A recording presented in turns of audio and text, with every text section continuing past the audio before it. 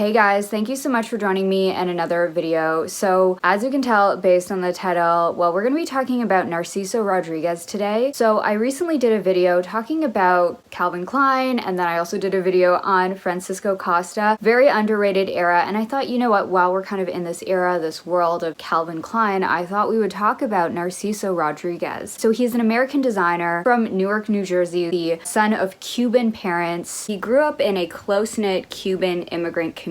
He talks about how he was fascinated by the women in his life, how he would see them do things like sew and even do things like repair radios, and that definitely influenced his interest in fashion. He also knew early on he wanted to be in the world of design. Early on he was interested in architecture, and we'll talk about that a little bit more, as well as how he would take inspiration from that world as fashion as well, but he was very interested in the world of design. He graduated from the Newark School of Fine and Industrial Arts, as well as he attended Parsons School of Design, and from there he would really work on his understanding of construction, tailoring, modernist principles that would define his career. After graduating Parsons, he was working as a freelance designer in New York, and then he joined Anne Klein as an assistant designer under Donna Karan. This experience offered him invaluable insight into the world of American sportswear and the importance of functional yet elegant design. And Rodriguez later moved to Calvin Klein, where he worked on the brand's signature lingerie slip dresses. This period was instrumental in shaping his minimalistic style, as he really owned in his skills in creating very body-conscious silhouettes. His time at Calvin Klein also exposed him to the subtleties of sensuality in design, which is something we see in his future work. In the 90s, for a short period, he also relocated where he joined Cerruti as design director. At this time, he was able to apply his American sensibilities with precision and craftsmanship, further expanding his design vocabulary. And you see how there is an emphasis on tailoring. Instead of simply putting a woman in a suit, there's that sense of American ease. For him, the clothing becomes a framework for her, for who she is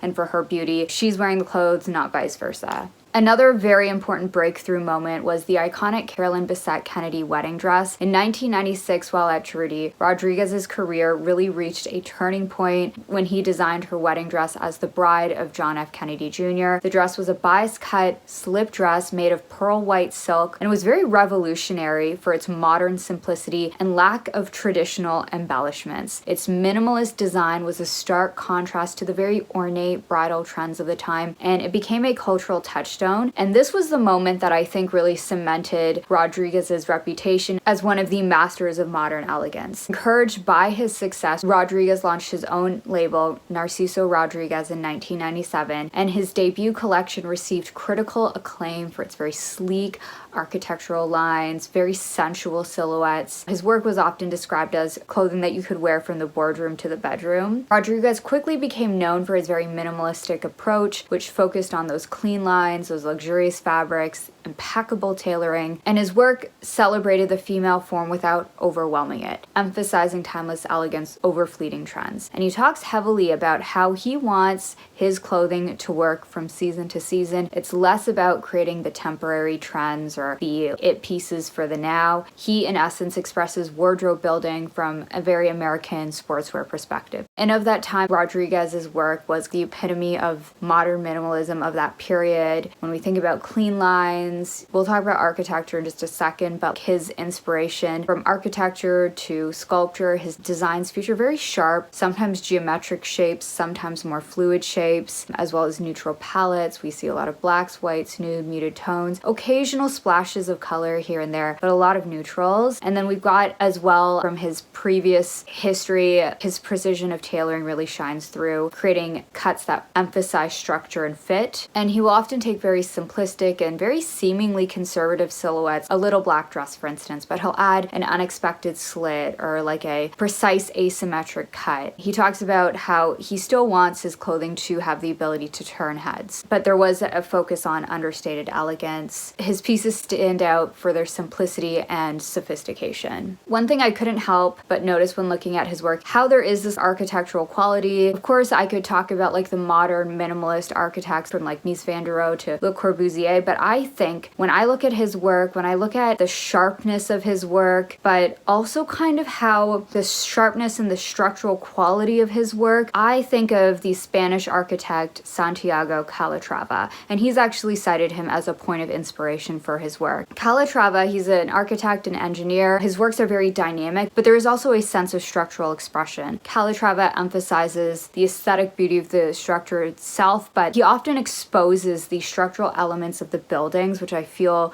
we also see in Rodriguez's work. He showcases the engineering function as part of the design. This approach brings a sense of honesty and clarity to the design where the form follows function. Again, I also feel like we see the outlines of structure in a lot of his clothing and some of these very streamlined silhouettes. There was almost like this period, I think in like the late 2000s, the outlines of like silhouettes were very defined, and I think you definitely see that in the works of Rodriguez. And many of Calatrava's work is also inspired by nature, of course, in the form of like organic shapes, but the organic shapes he's taking inspiration from are the structure. So like it's the bones, the wings, the trees. The natural references can be seen in the flowing, curvilinear shapes of his buildings, bridges, and sculptures. And again, I see that with Rodriguez's work as well. Calatrava's frequent use of glass, natural light, create a sense of transparency in his buildings. And I feel like when I look at Rodriguez's use of fabrics like chiffon, organza, silk, there's just this beautiful sense of lightness, translucence. These materials allow for, I think, a delicate play of light, echoing, I think, the architectural transparency and openness in Calatrava's works. Another period that I also want to mention that doesn't really get, I don't know why it's not really talked about enough, but he was the creative director at Loewe during that Y2K era. After Bernard Arnault acquired the brand, Rodriguez was appointed. And this was sort of like a trend where a lot of these historic European houses started hiring these young, fresh American designers. We had Marc Jacobs at Louis Vuitton, Michael Kors at Celine. There was just this trend to take on American designers that could speak to the culture of America. He was also known for redefining the Spanish luxury brand with a focus on modern minimalism while respecting the house's deep heritage and craftsmanship. And for Rodriguez, this was a different world, as it was more of a house known for their leather goods. So we're going to see things like ready-to-wear and leather coats, signature minimal dresses, tailoring. I love his last collection, Fall/Winter 2001. There was, of course, a lot of leather, studded details, texture, sparkling silver gowns. The silhouettes, he actually took a page from Spanish flamenco dance, so there's a lot of beautiful movement with the skirts that are meant for dancing in, but then they're contrasted with these leather tops and jackets and the studs. For Autumn/Winter 2004, another memorable collection is we saw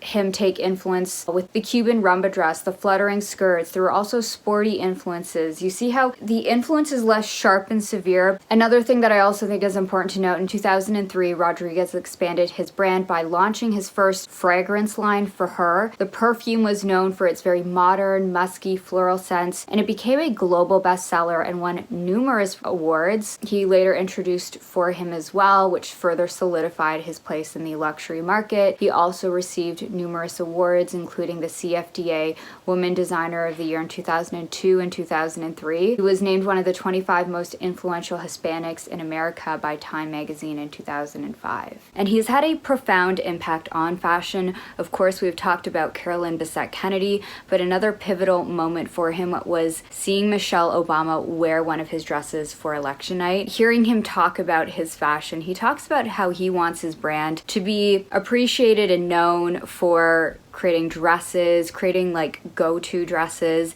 and he talks about how he wants women that wear his clothes to wear them for decades, to the point that they're like vintage. His work really focused on redefining modern femininity, blending sensuality with sophistication, as well as championing minimalism. And he's created a body of work that I think continues to inspire new generations today. It's really great to look back on some of these designers that don't get talked about as much. So yes, anyways guys, that's my video today. Thank you so much for joining me in another one, and I hope to see you in the next one. Bye!